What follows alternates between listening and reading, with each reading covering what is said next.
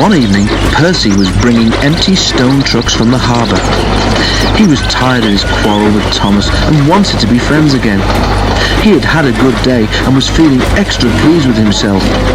He was so busy thinking how he would tell Thomas and Toby about his expert handling of the trucks that he forgot to keep a good lookout. Too late, he saw a broken branch hanging over the line straight in front of him.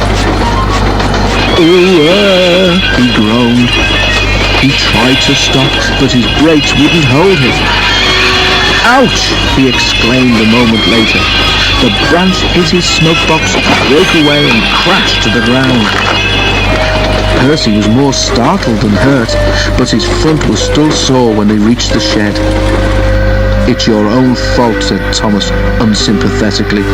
"You should keep a better lookout. I've no patience with you." "Pooh," retorted Percy utterly. He forgot his good resolution and talked to Toby for the rest of the evening. Percy didn't speak to Thomas the next day either. "I say, Toby," he said in the shed that evening, "what's a drip, do you know?" Toby pondered. "It's when rain comes through a hole in your cab and fireman hasn't got time to mend it," he decided at last. "That's silly," objected Percy. "I heard a boy on the platform call his friend one this afternoon. I'm sure he couldn't have come through a hole in my cab," he added earnestly. Thomas was tired of being ignored.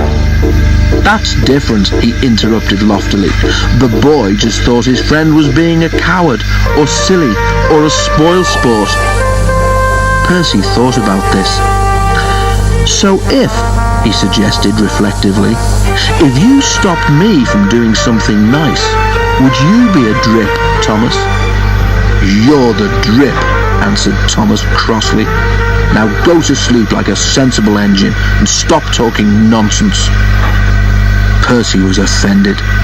Instead of going to sleep, he became even more determined to pay Thomas out.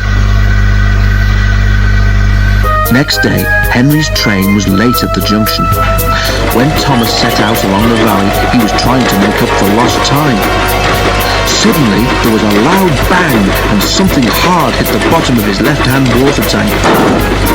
"Ouch!" exclaimed Thomas and stopped. As he did so, he felt water splashing cold against his wheels. "One of your side rods has broken," said his driver. "It's swung up and punctured your tank. We'll have to get help." At Farquhar, Percy was shunting. The station master came up. "Leave those trucks, please, Percy," he said. "Thomas has got a hole in his water tank. There's water dripping everywhere, and he can't get home on his own." Percy was still cross with Thomas. "I won't go," he said. "Thomas called me a drip. Let him jolly well stay there and drip himself." "But what about Annie and Clarabelle and the passengers?" reminded Percy's driver. "Do they deserve to stay out all night too?" Percy was sorry at once. "I forgot them," he said. "We must rescue them in case they turn into drips too." He hurried away. He found Thomas near the river. Everyone was glad to see him, and the passengers thanked him for coming. "I'm sorry I was rude," said Thomas as Percy helped him back to the shed. "That tank of mine turned me into a bigger drip than we expected, didn't it? Can we be friends again, please?" Percy was delighted to agree.